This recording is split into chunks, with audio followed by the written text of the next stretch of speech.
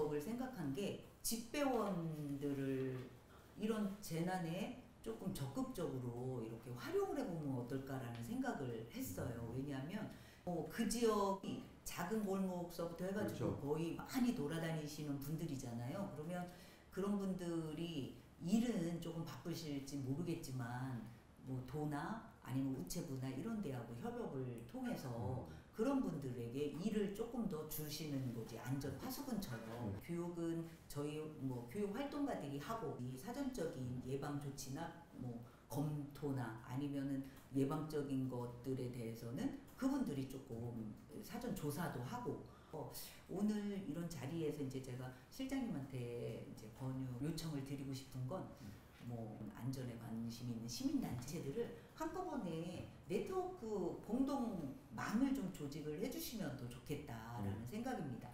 어떤 그 재해가 발생하게 되면 원인은 한 가지라고 얘기할 수가 없어요. 이번 같이 비도 많이 오는 자연적인 것도 있었고 그걸 관리 못한 또 인위적인 것도 있었고 해필이면 그 옆에 또 지하차도가 있어가지고 그걸 또 물이 넘어갔다는 것도 또 있고 그 다음에 또 그걸 사전에 좀 통제를 좀 했으면 이런 피해는 좀 피하지 않았을까 하는 여러 가지 복합적인 원인들이 엮여서 발생되는 사고를 보습니다. 결국에는 원인은 자연적인 거고 결과는 인위적인 피해가 이제 겪게 됐습니다. 헌법에 이미 국가에서 한다라고 돼 있어요. 그래서 이제 그걸 근거로 해서 뭐 이 재난 지역 선포를 하게 되고 뭐 이렇게 하는 건데 그렇지만 또 일본에서도 이제 제일 먼저 재해에 대한 대비는 이제 개인이 해야 된다라고 이제 해요. 이제 우리도 점점 이제 그렇게 가야 되는 게 맞는 것 같기도 하고요.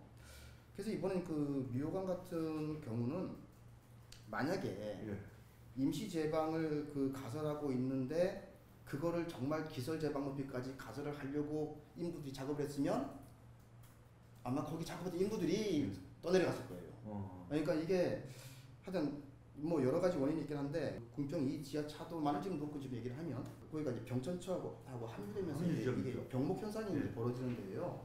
그러다 보니까 이제 평상시대 토사가 퇴적이 되고 있어요. 퇴적이 되죠. 지금 퇴적이 돼 있는 지역 영양물질도 많아요. 이 홍수 통수 능력이라는데 통수 단면들도 이제 좁혀주는 역할도 해요. 그러면 이게 점점 이제 악순환이 되는 거거든요. 그래서 일반적으로 그 홍수 위를 낮추는 게 이제 홍수를 저감하는 건데 그 방법 중에 이제 하나가 이제 특정 그 구간에서의 이제 뭐 같은 준설, 빗물 펌프장이 적시에 가동이 돼야 되는 거, 제방에 대한 뭐 상시 점검, 뭐 이런 것들이 복합적으로 쭉 그 이루어지면서 이 홍수를 좀 피해를 저감시키는 이런 것들이 좀 필요하겠다라는 생각이 들고요. 민감한 부분이 이제 하천 준설에 대해서는 이제 환경단체들하고도 많은 그 좀 이슈가 좀 중복되는 거예요. 이제 생태가 중요하냐, 뭐 사람의 목숨이 중요하냐, 뭐 이제 이런 걸 가지고 얘기를 하게 되는데 이거는 단기간에 해결될 수 있는 문제는 아닌 것 같고요. 그 환경단체와 행정이 또 주민들이 또 이렇게 잘 협의를 통해서 특정 구간에 대해서는 좀 준설을 하자라는 어떤 합의를 이룰 수 있는 그런 사회적인 좀 성숙도가 올라가야 되지 않을까라는 생각이 듭니다. 사고 이후에 그 우리 도에서 안전을 최우선 도전 과제로 삼아서 저희가 이 안전충국 2035 프로젝트라는 거대 프로젝트를 지금 추진 중에 있습니다. 뭐 아직 결정된 건 아니지만 의견 수렴 등을 거쳐서 확정을 해서 추진하게 되겠지만 그 사례를 몇 가지 말씀드려보면 일단은 저희가 이제 사고 이후에 그 위기를 기회로 삼아보자 그런 차원에서 이제 도정 운영의 그 근간이 될 그 충북의 안전 비전과 전략을 세울 수 있는 그리고 또한 그 전략에 대해서는 현장에서 실행할 수 있는 그런 과제로서 재난안전 비전 2030 계획을 종합적으로 수립을 하고자 합니다. 이 계획으로 인해서 이제 저희가 안전 충북도를 선포한다든지 범도민 공감대를 형성한다든지 해서 이 계획을 추진토록 할 계획이고요. 또한 그 세부 과제 몇 가지 말씀드리면은 그간의 사례에 대해서 반면교사 삼을 수 있는 그래서 저희가 그런 차원에서 이제 7.15 교훈 백서 이 사건이 어떻게 나고 이거에 대해서 이제 대응할 수 있는 그러한 뭐 백서도 제작할 계획으로 있고요. 이 재난이 뭐 사회재난, 자연재난 이렇게 구분이 되어 있지만 지금 같은 경우는 범죄겠지만 어떤 흉기난동, 흉기난동, 예, 그런 뭐 신종재난 대비해가지고 저희가 뭐 계속 얘기하지만 행정 분야에서 다 이 재난을 대응하지 못하기 때문에 민관이 합동으로 할 수 있는 그 도민 안심 프로젝트라고 그래가지고 그 민관이 참여해서 함께 재난 현장을 찾아보고 개선할 것이 무엇이고 이러한 사항에 대해서 같이 노력할 수 있는 민관 합동 그 프로젝트를 추진하고 있습니다. 지역에서 일어날 수 있는 위험은 지역에서 가장 잘 빨리 캐치할 수 있고 그 위험도 지역이 가장 잘 해결할 수 있다. 그 말대로 공감대가 일단은 자꾸 커지고 있다라는 생각이 일단 듭니다. 그리고 근데 이제 그렇게 하기 위한 지원 체제가 아직까지는 충분하지 않은 거죠. 앞으로는 그렇게 해야 한다라는 생각들은 모두 가지고 있지만 어떻게 하면 그렇게 될 것인가에 대한 어떤 것들은 아직까지 좀 부족하다라는 생각이 들고 그 첫 번째가 이제 그 사전 예방, 그 사전 예방 자체가 굉장히 중요하다.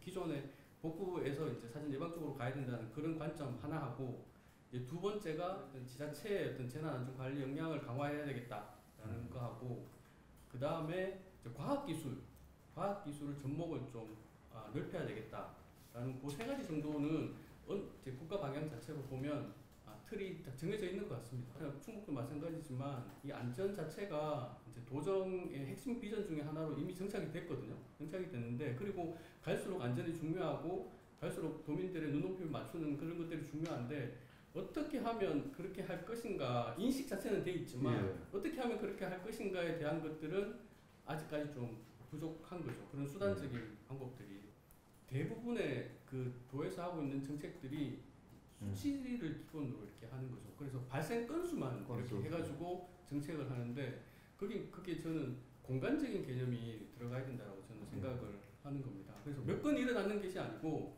어디에서 일어났는지에 대한 그 개념 자체가 좀 진단 과정에 들어가야 된다라고 보는 거죠. 사계층 같은 경우에도 한 곳에 이렇게 다 똑같이 이렇게 몇 명 있는 것이 아니고 지역적인 그 공간의 베이스에 대해서 다 이렇게 다르고 그 위험도 종류가 다르고 그 다음에 뭐 골든타임이라든지 어떤 서비스하는 권역 자체의 서비스의 질도 사실은 다른 거죠. 다르기 때문에 그런 어떤 그 재난 안전에 대한 진단 체계를 지금보다 훨씬 더 좀 촘촘하게 갖추고 그 다음에 그걸 베이스로 해서 이제 정책하고 연결시키는 그런 체계에서 앞으로 좀 지자체 역량이 좀 더 강화돼야 되겠다 이렇게 생각을 하는 겁니다. 자연재해로 볼 수도 있지만은 저희 이제 그 환경 그 학자의 관점에서는 그런 그 폭우 자체가 왜 이렇게 뭐 이렇게 내리냐 그것이 원인이 지구 온난화에 있다고 보는 거죠.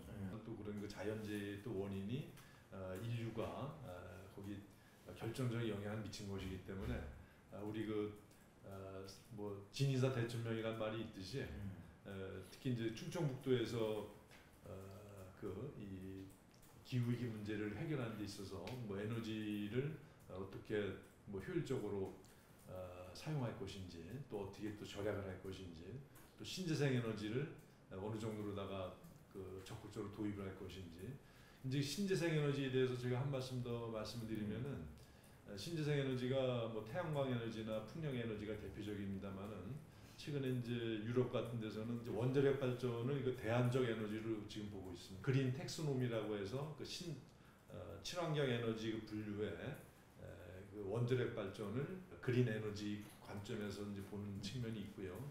최근에 또 그 SMR이라고 해서 그 스몰 모듈라 리액터라고 해서 그 전에는 원자력 발전소를 만들면 아주 대용량으로다가 해서 여러 가지로 만약에 그 원자력 발전소가 혹시 사고가 나면은 뭐 또 이 큰 재난이 생길 수가 있었는데 소규모로 해갖고 만약에 거기서 뭐 혹시 한 원자로가 잘못돼도 사고가 나더라도 그것이 잘 수습이 될 수 있는 그런 식의 좀 기술 발전이 이제 이루어지고 있고 그런 것들이 맞물리면서 저희가 이제 그 기후위기 문제를 그 접근을 할 때 뭐 에너지 절약 부분도 있고 또 이제 그 뭐 원자력 발전 같은 그 기후위기 문제를 그 당장 해결할 수 있는 그런 그 현실적인 그 에너지원을 우리가 또 이렇게 좀 그 기후위기 해결 차원에서 좀 또 이렇게 좀 전향적으로 좀 바라볼 필요가 있다고 생각합니다.